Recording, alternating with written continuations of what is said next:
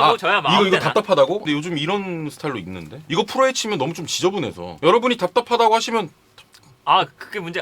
뭐야. 다 풀게. 프로에 치면 아저씨고. 이렇게 하면 되잖아. 봐봐라. 똑같이 풀었죠. 패션 얘기 나와서 말인데 하나만. 네, 뭐. 아니다. 뭔데? 얘기해도 돼? 뭐요? 이거 반팔 안에 이걸 입은 거야? 네. 왜?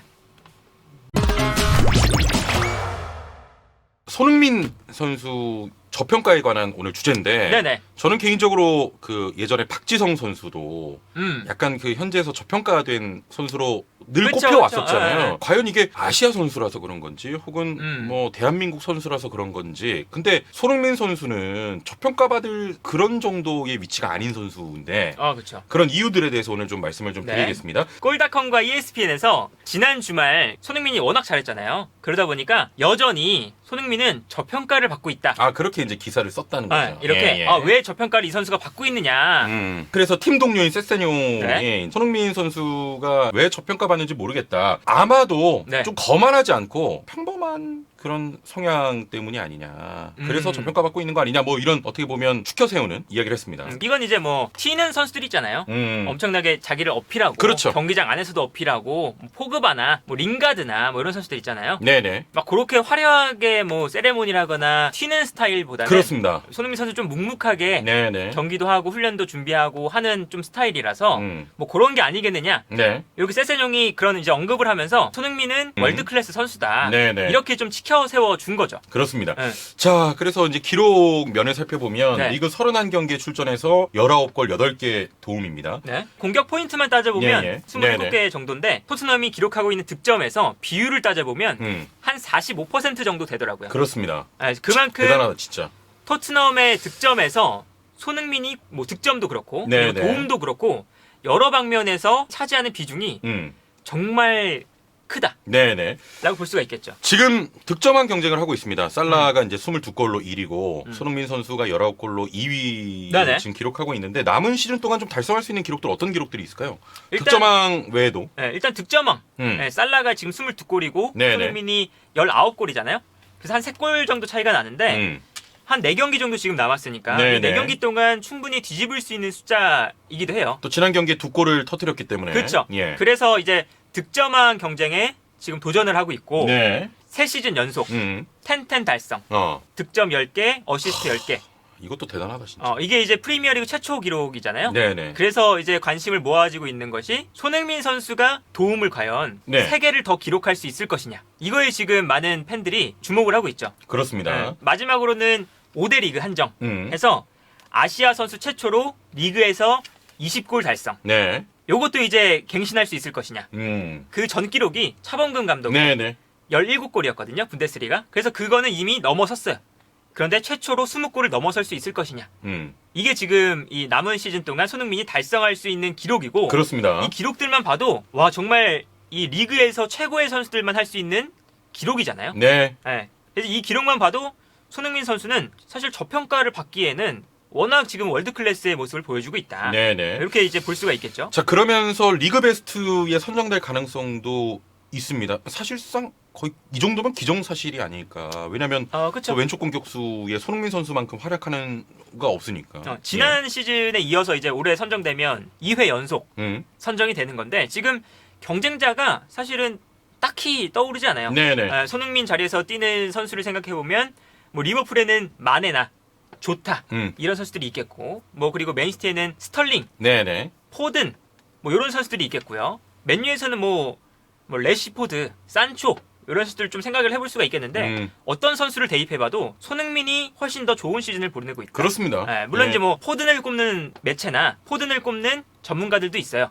포든은 이번 시즌 분명 잘하기 때문에. 근데 손흥민이지. 기록이나 퍼포먼스의 이런 정도를 보면 손흥민이 포든보다 좋은 시즌을 보내고 있지 않나 라는 생각이 들거든요. 그래서 아마 리그 베스트도 기정사실이 아닐까. 라는 생각이 듭니다.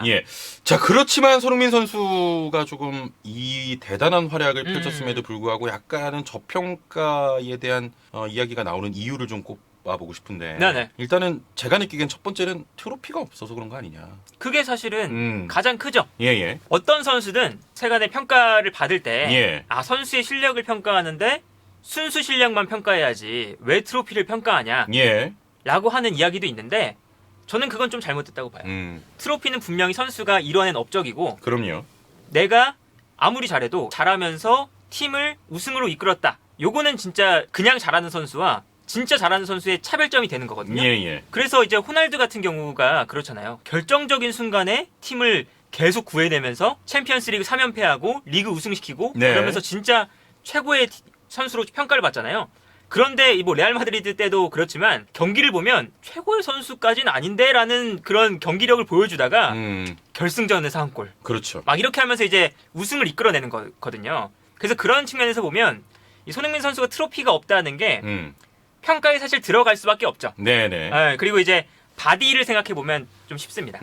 제이미 바디를 생각해 보면 레스터 시티에 있을 때 현재 진행형이죠. 네네. 리그 우승도 시키고 뭐 FA컵 우승도 시키고 이렇게 우승을 시키잖아요. 그러니까 이 바디의 평가가 원래 잘하는데 트로피가 있으니까 더 올라가는 거예요.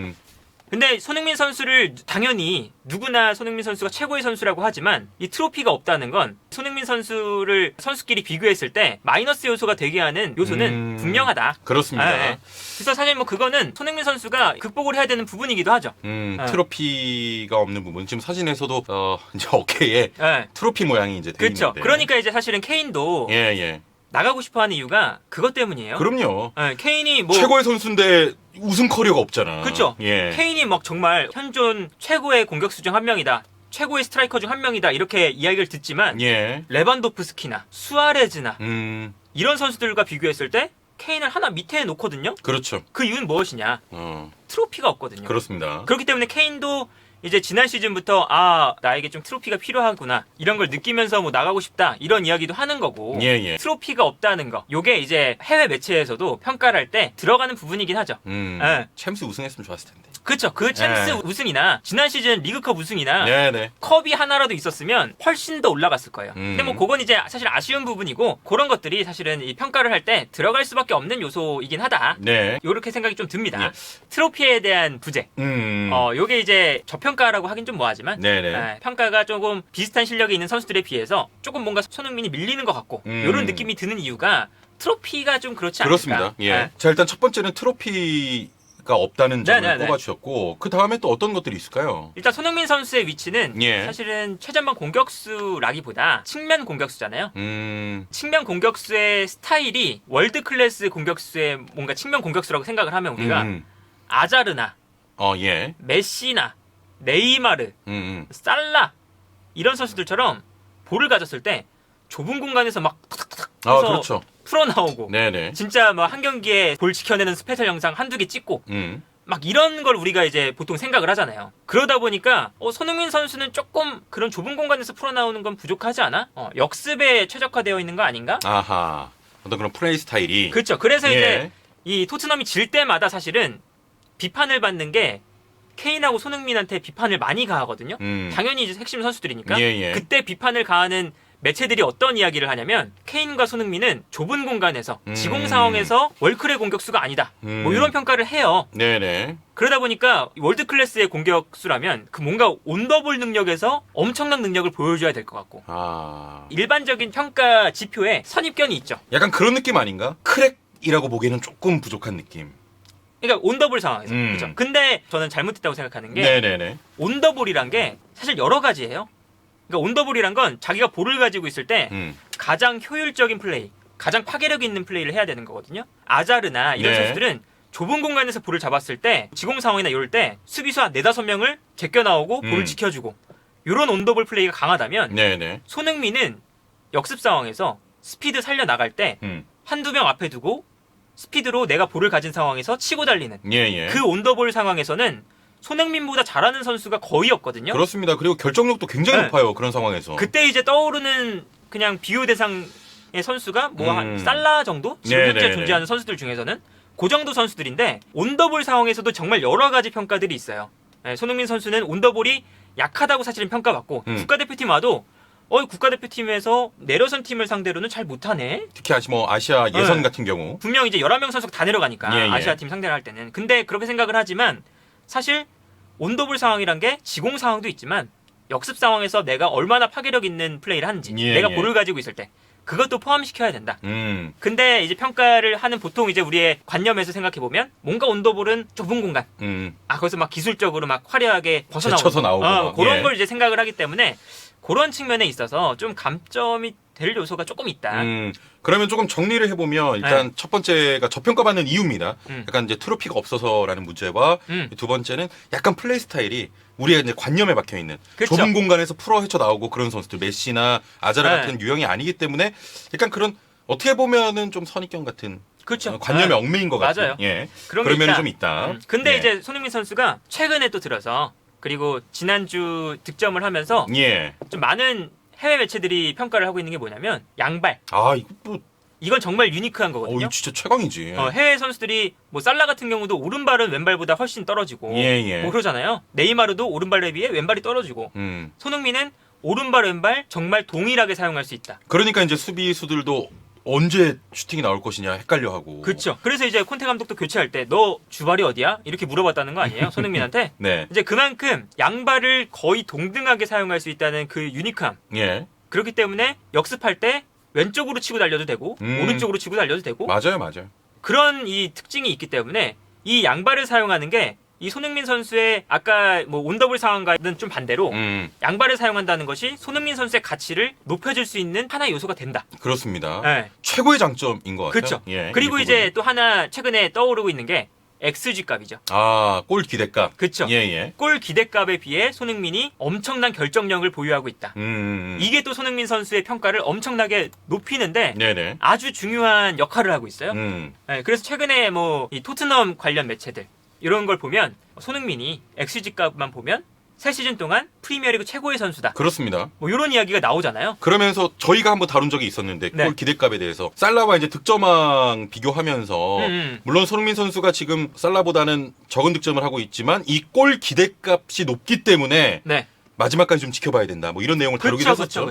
그래서 이제 뭐 골 기대값이나 양발을 사용한다던가 이런 능력들은 손흥민 선수의 또 가치를 올려주는 지금 또 요소가 되고 있고. 그렇습니다. 하면서 제 생각에는 점점 더 이 손흥민 선수의 평가가 지난 시즌 최고 커리어 하이였다면 이번 시즌은 평가가 떨어질 수도 있는데 계속 지속되잖아요. 그리고 지속이 상향으로 지속되잖아요.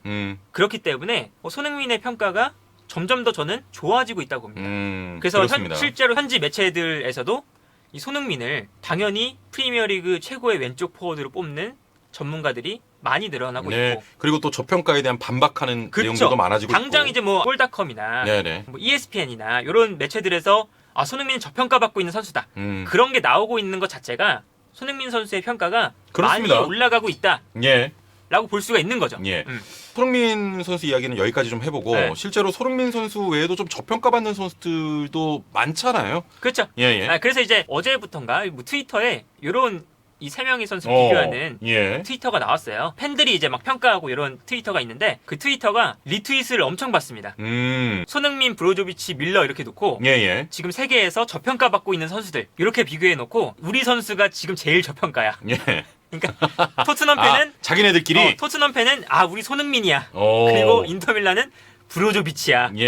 바이에른 뮌헨은 우리 밀러야. 이러면서 우리 팀 선수가 제일 저평가다. 뭐 이렇게 이제 평가를 나오고 있는데 리트윗이 이런 이제 선수들을 그냥 비교해 보면 좀 뭔가 하나로 관통되는 공통점도 좀 있죠. 아니 그 아까 전에 말씀하셨던 것처럼 좁은 공간에서 풀어나오는 어떤 움직임이랄까? 그 화려함을 막 뽐내는 그런 이제 스타일이 선수가 아니잖아요. 밀러는 진짜 특히 뭐 브로조비치는 수비형 미드필더니까 그렇다 치더라도 밀러 같은 경우에도 밀러가 전성기 때도 좁은 공간에서 막 화려한 플레이를 한다던가 스피드로 누구를 막 제쳐낸다던가 그런 스타일은 아니지.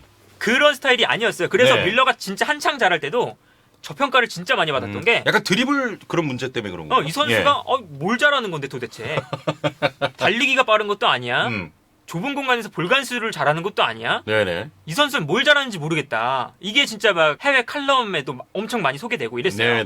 근데 이제 전문가들이 평가할 때는 결국에 이제 결론이 난 게 밀러는 정말 영리한 선수다. 그 영리함에 있어서는 누구도 따라갈 수 없는 능력을 지녔다. 세계 최고다. 그렇죠. 그러면서 이제 밀러가 하는 걸 보면 공간 찾아 들어가는 능력이나 상대 선수를 막 끌어당기면서 우리 팀에게 공간을 만들어 준다거나 아니면 박스 안에서 상대 마크를 피해서 득점을 한다던가 이런 플레이 보면 정말 월드 클래스. 그럼요. 사실은 화려함 이런 게 이제 안 보여지니까 저평가를 받고 있지 않나. 그렇습니다. 네. 제가 지금까지 축구 인생 중에 뭐 축구를 봐왔던 것 중에 난 제일 저평가 받는 선수가 부스케츠. 그렇죠. 부스케츠도 마찬가지죠. 거의 근데 핵심이잖아. 그러니까 부스케츠도 비슷해요. 이 부스케츠와 같은 동일선상에 놓인 선수가 뭐냐면 피를로 혹은 알론소 이런 선수들이거든요. 이런 선수들의 공통점은 뭐냐? 엄청난 화려한 패스라든지 롱패스, 대지를 가르는 패스. 네네네. 그런데 부스케츠는 그런 대지를 가르는 패스는 없지 않냐. 심지어 스피드도 느려. 네네. 그래서 부스케츠가 수비할 때 보면 느려서 상대 공격수를 따라잡지 못하는 장면도 너무 많이 나와요. 네네. 심지어 전성기 때도 그랬어요. 근데 부스케츠의 장점은 뭐냐? 간결하게 패스를 풀어나오는 능력. 맞아요. 예. 그 능력만큼은 세계에서 최고고 그거를 아무도 못 따라오니까 바르셀로나에서 현재까지 부스케츠를 핵심으로 기용하는 건 네네. 부스케츠가 그 연결고리 역할을 그렇습니다. 진짜 누구보다 잘하거든요. 네네. 그러니까 이것도 사실은 화려한 플레이가 나오지 않기 때문에 이것도 맞아요. 막 적반겨가 되는 거고. 네. 그리고 이제 뭐 제가 이제 개인적인 팬이었던 선수를 좀 생각해보면 스네이더 같은 류.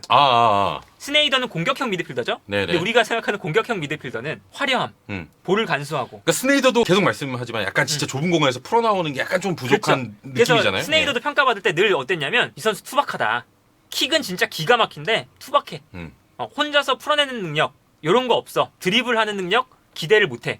솔로 플레이 못해. 근데 이 선수가 네덜란드 대표팀 이끌고 나가서 월드컵에서 정말 좋은 성적 만들고 그리고 인터밀란에서는 트래블 이끌고 이랬던 선수거든요. 그런데 그 트래블을 이끌었던 그 시즌에 스네이더가 발롱도르를 못 받았죠. 그게 아주 많은 논란이 되고 있는데 그렇습니다. 이제 그런 것들을 보면 이 화려함이 없다는 거 이런 거에 있어서 사실은 선수의 평가가 그런 거에 좀 초점이 맞춰져 있기 때문에 그런 이제 이야기들이 나오지 않을까 합니다. 자, 좀 이야기 정리하면 그래도 손흥민 선수는 현재에서도 충분히 인정을 받고 있고 그렇죠. 예, 이번 시즌 활약이 또 지난 시즌에 이어서 계속되면서 결국에는 인정할 수밖에 없는 그런 분위기가 조성되고 있지 않느냐. 최근에 이제 보면 확실히 손흥민 선수가 결정을 지어서 이 토트넘이 성적을 만들어내는 게 누가 봐도 눈에 보이잖아요. 그래서 이 손흥민이 없으면 토트넘의 득점이 안 만들어지고 공격 자체가 안 된다. 이런 걸 이제 모두가 알기 때문에 손흥민의 평가는 점점 더 올라갈 것이다. 네, 그렇습니다. 그래서 이번 시즌 손흥민 선수가 남은 4경기 동안 잘 마무리만 하면 정말 이번 시즌이 손흥민 선수에게 최고의 시즌, 역사에 남을 시즌으로 기록되지 않을까. 맞아요. 그렇게 생각이 좀 듭니다. 네, 그렇습니다. 자랑스럽습니다. 갑자기.